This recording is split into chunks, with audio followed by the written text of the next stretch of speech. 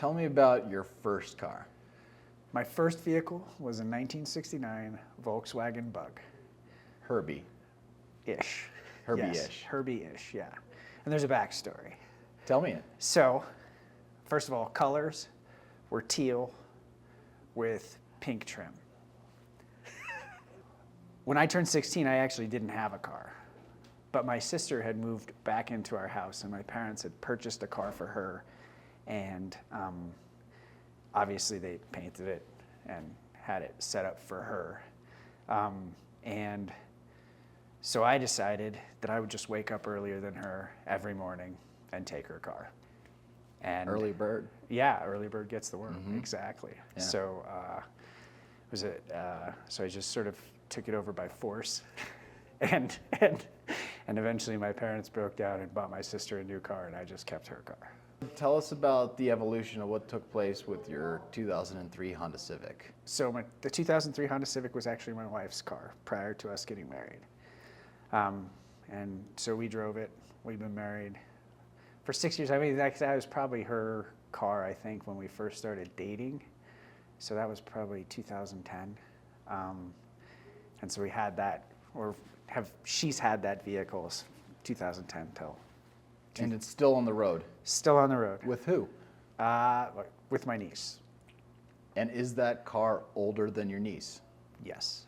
How many miles is on that beast? 250,000 miles. 250,000. Correct. It can go another 250. It's got well, I would say 250 is probably a bit aggressive, but I think you can easily get 100,000 out of it again. They don't make them like they used to. Honda's it's a good vehicle. Honda Civic's solid. You can get 350, 400 out of those. A classic car now. She could put vintage license plates on that car, I think, I right? believe that's accurate. Yeah. Still gets good gas mileage though, decently. Great. Right around 20 miles a gallon. Take us through the early career of Phil Eichhorn. Where did it begin? And it didn't start in finance, did it? Well, how far do you want to go back? Real far. Real far. Like when I first started working? When you first started working, yeah. When I first started working, Mm-hmm. I was 15 years old, and I repaired accounting calculators for a company my dad worked for. Are you still a fan of calculators? Oh, big fan of calculators. Yeah, there's one right there. Correct. How do you repair calculators? Well, most of what we would do is test them. So we would go there's a trade school in Colorado called Emily Griffith. I would go down to their campus and go into a room and test all their calculators. And I had a sequence that I would go through typing 1, 2, 3, 4, 5, 6, 7, 8, 9, and then reverse, and then up and down, and make sure everything calced out, and then it came to the number I expected. Okay. And I would do that on every single calculator in there, and if one was broken, then I'd take it back, and then usually it's just like a cleaning that you would need to do, but ultimately that's the whole thing. That was my job at 15. So a lot of people get into finance because they're good with numbers. You got into finance because you're good at repairing numbers effectively.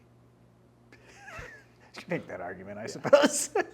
I like to believe I'm good at numbers as well, but that's a fair point. Yeah. So take us on the next step of your career. It brought you farther west. Your manifest destiny was to make pies in Salt Lake City, wasn't it? For that time frame, I suppose. Yeah.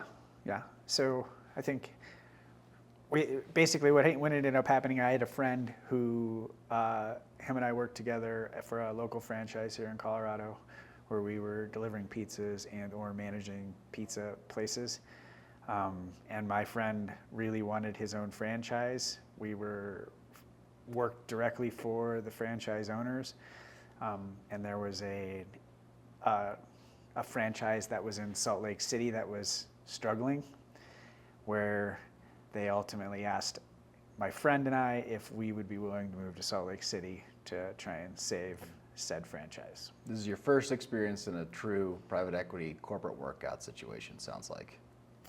Fair. Yeah. Hands-on. This was really hands-on. How did you finance this purchase? I'm sure there was leverage involved, right? Well, there was. So initially, we were just salaried employees, coming out as salaried employees. With the potential for equity in the business somewhere down the road. What ultimately ended up happening was we agreed to a purchase price with the owner, and then via loans from our parents and revenues from the company, we paid off the owner over Some owner financing.